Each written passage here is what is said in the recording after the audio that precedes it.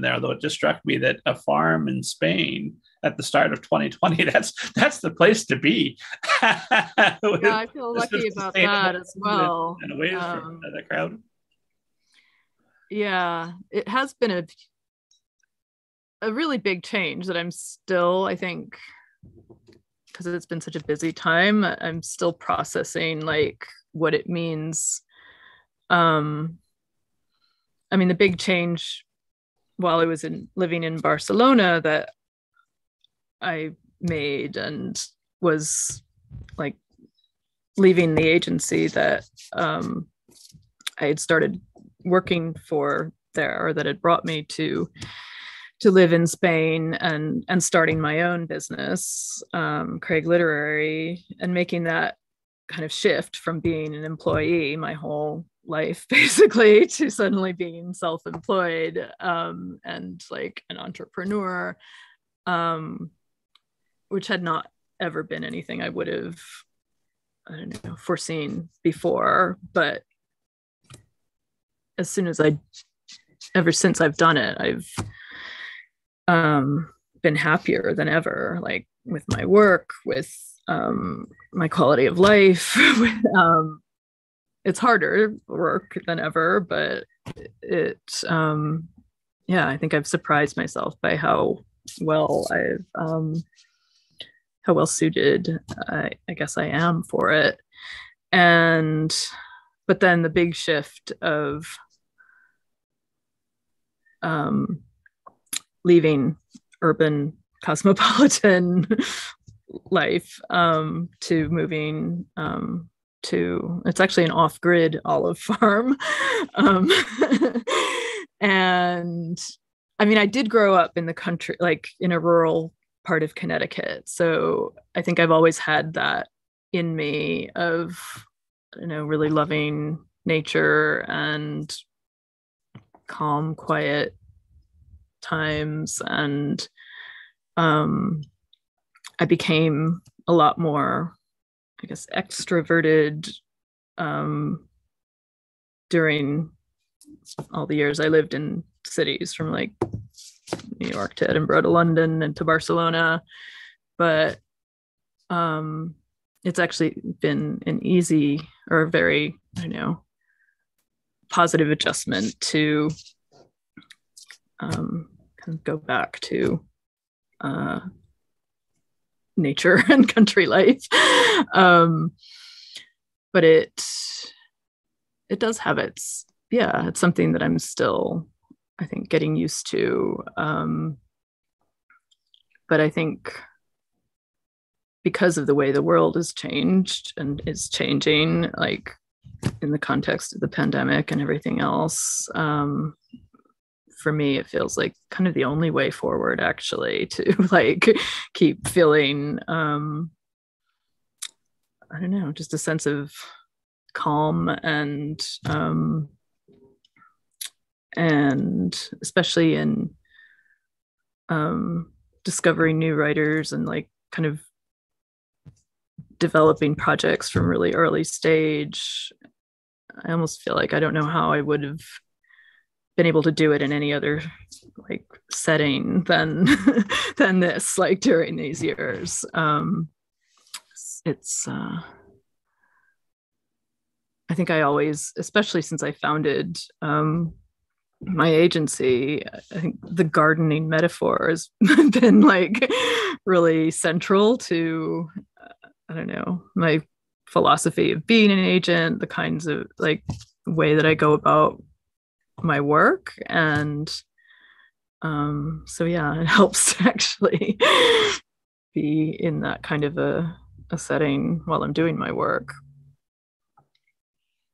I know that you said that from an early age you believed yourself to be both an American and a European, and that while you're there in Spain, you're able to get over to the Frankfurt Book Fair without issue. You're able to get to the London Book Fair. You're able to get back to the States for meetings. And how much does this is a question I'm asking because the esteemed audience knows I want to decentralize publishing here in the U.S. out of New York, and spread it out more. It's amusing to me. I'm talking to you in Spain from Indiana, and our Zoom connection is flawed. I talked to Maurice Broadus not long ago, and he lives about 10 minutes drive from me.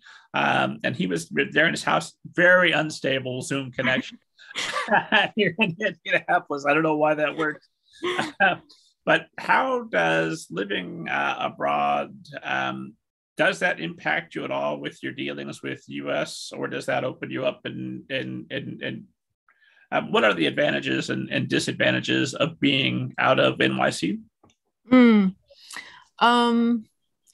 I think like pre 2020, I felt that much more, I guess I was much more conscious of maybe the disadvantages, or like it was, I don't want to say a level of stress or anxiety. It wasn't quite, but it was more something that I was constantly feeling like I had to compensate for by just, I guess. And you can't really, I mean, I also was aware that I couldn't really, no matter how much time I would spend online, or like emailing people, or finding, like following, like, I don't know, Publishers Marketplace or whatever, to see like who was moving where, or which new editors were acquiring, like that doesn't compensate for, I don't know, getting to see those same editors like for coffee, or just like in the same neighborhoods, even in New York or Brooklyn. But I think, I mean, in the way that we've all moved our lives and work even more online since 2020, I feel like it's more of an even field in that respect. Like I don't feel like I'm at as much of a disadvantage in my ability to keep in touch with people, to meet new people. So, but I still think, yeah, I don't know. I mean, the advantages are very clear to me. I'm also very aware and grateful that I spent all the years that I did, like in New York, in London, and that I have this kind of network of relationships, or even just like the industry knowledge that I've kind of carried with me from one place to another, and continued to build up, like even from one place that I've moved to the next. But I'm sure that I would not have been able to succeed at starting up an independent like agency, especially out of Spain, for writers, many of whom are like living in the US or the UK, if I didn't have like all the experience from living in the center of things from before. But I think, yeah, I mean, on balance, I feel like the advantages now feel stronger to me than the disadvantages. But I think there are just some times where I miss, like I wish I find out that there, I don't know, about a certain event, or I see like, I mean, things that are happening in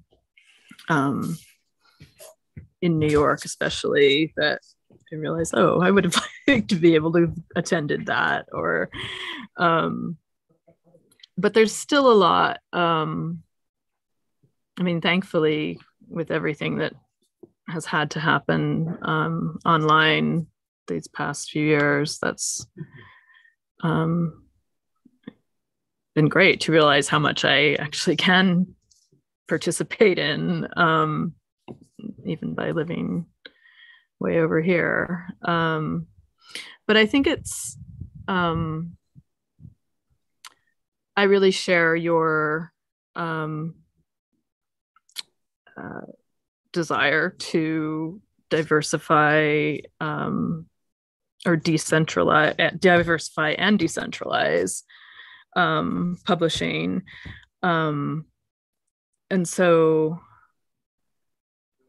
it was becoming apparent to me, like, and definitely a positive thing over the past few years, especially around the time that I was deciding to start my own agency, that there were a lot of, I don't know, agents I know and respect who are moving to places other than New York. And so in that sense, I don't feel like there's, I don't know, a huge amount of difference between me being where I am and someone who's like decided to live in like Vermont or Minnesota or California. And yeah, I mean, what I miss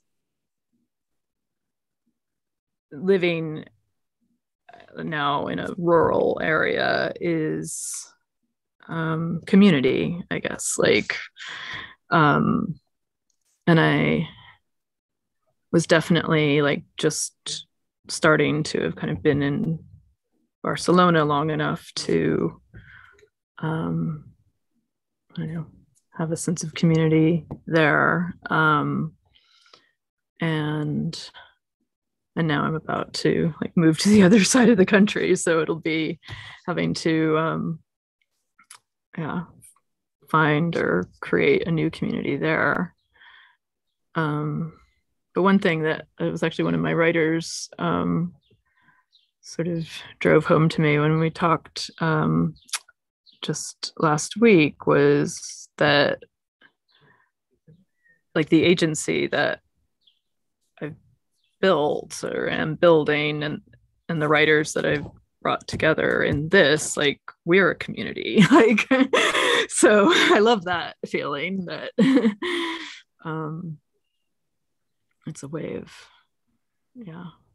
making up for the disadvantage of not being in a city.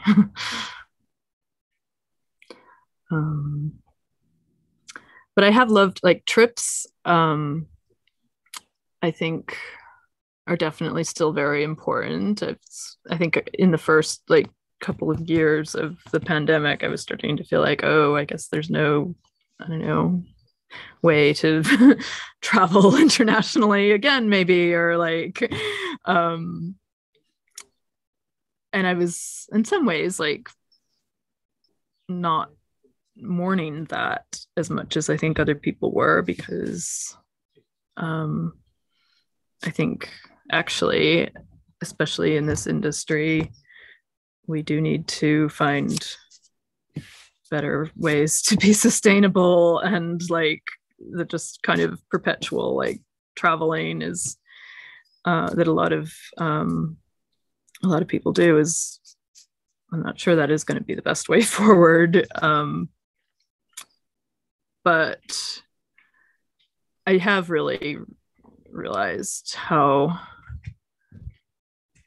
just the experience of, I don't know, going to, like, I just went to the Bogota Book Fair in Colombia, which was a fellowship I was initially invited to kind of for 2020, but it was pushed until this year. And it was just incredible, like to, you know, just meet so many new people who are kind of advancing like the literary culture and publishing in that part of the world, and having such a sense of like, you know, shared values and purpose, and that's the best thing that you get from any trip to a book fair, or to do meetings with publishers in their offices or in their hometown. So yeah, I think it's about finding the balance of, I think I probably can get away, like travel less than in the past, but have at least, you know, 2 or 3 really valuable trips in the year. And that's probably enough.